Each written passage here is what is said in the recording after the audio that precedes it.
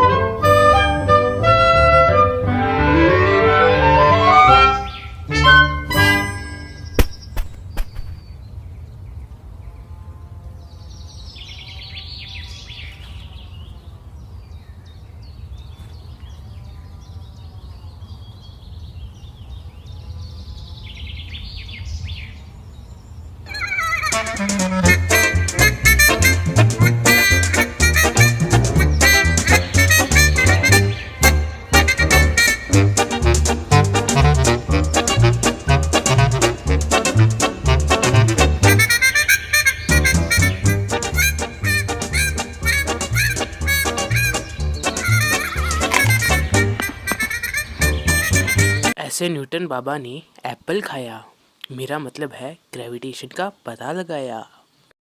ये ग्रेविटेशन है क्या? तो चलिए मान लेते हैं ए और बी दो ऑब्जेक्ट्स हैं, उनके बीच का डिस्टेंस है आर। ये डिस्टेंस उनके सेंटर से है, ना कि उनकी एज से। तो ऑब्जेक्ट ए बी पर फोर्स लगाएगा और ऑब्जेक्ट बी ए पर फोर्स लगाएगा। इस फोर्स को कहते हैं फोर्स ऑफ ग्रेविटेशन। ये फोर्स उनकी मासेस की वजह से प्रोड्यूस होती है और उनके सेंटर की तरफ लगती है। न्यूटन बाबा ने एक लॉ दिया था, न्यूटन्स लॉ ऑफ ग्रेविटेशन। उसे यूनिवर्सल लॉ ऑफ ग्रेविटेशन भी कहते हैं। हमारे पास तो ऑब्जेक्ट्स हैं ए और बी, दोनों का मास है m1 और m2, दोनों के बीच का डिस्टेंस है r। अगर हम इन ऑब्जेक्ट्स का मास इंक्रीज़ करते हैं तो इनके बीच में ये फोर्स है वो भी इंक्रीज़ हो जाएगी।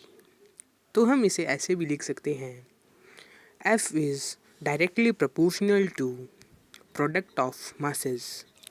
कईयों को समझ में नहीं आया होगा कि ये क्या लिखा है। मैं समझा दूंगा, आखिर मैं किस लिए हूँ। F का मतलब है फोर्स ऑफ ग्रेविटेशन, इस साइन का मतलब है प्रोपोर्शनल का, और m1 इंटू m2 इस साइन के ठीक सामने है, तो ये m1 इंटू m2 F के डायरेक्टली प्रोपोर्शनल है। यानी जैसे m1 इंटू m2 इंक्रीज़ होगा, वैसे उसी सेम अमाउंट से F भी इंक्रीज़ होगा। और जैसे जैसे हम इन दोनों ऑब्जेक्ट के बीच का डिस्टेंस कम करेंगे, यानी कि R को डिक्रीज़ करेंगे, वैसे वैसे ये फोर्स ऑफ ग्रेविटेशन इंक्रीज़ हो जाएगा।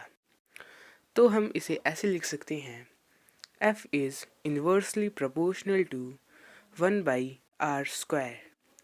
अब हमारे पास दो इक्वेशन है, अगर इन दोनों इक्वेशन को हम जोड़ दें तो हमें मिलेगा F is proportional to m1 into m2/r²।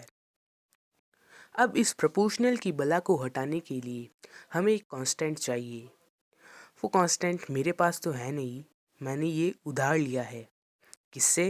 Henry चैवेंडिस से। इन महाशय ने इस कांस्टेंट की वैल्यू को निकाला था। तो कहाँ से निकाला था वो तो मुझे पता नहीं। हाँ, निकाला ज़रूर था, कोई मुझे गलत मत समझ लेना।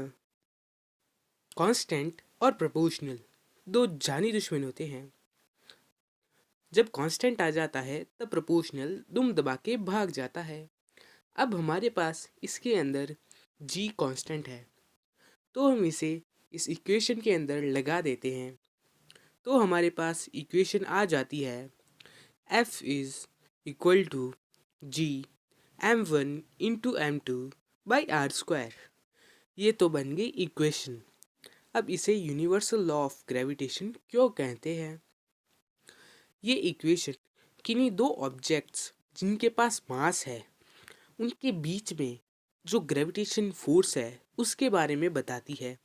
तो इस यूनिवर्स में सारे ऑब्जेक्ट्स के पास मास है, तब ये इक्वेशन सारे ऑब्जेक्ट्स के ऊपर अप्लाई हो सकती है, तभी इसे यूनिवर्सल लॉ ऑफ ग्रेविटेशन कहते हैं।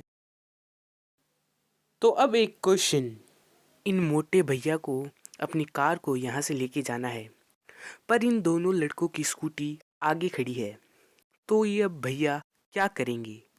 ए, इन दोनों को थप्पड़ मारेंगे, बी, अपना सर खुजाएंगे, या सी, पैदल ही चले जाएंगे। तो चलिए अब देखते हैं होता है क्या।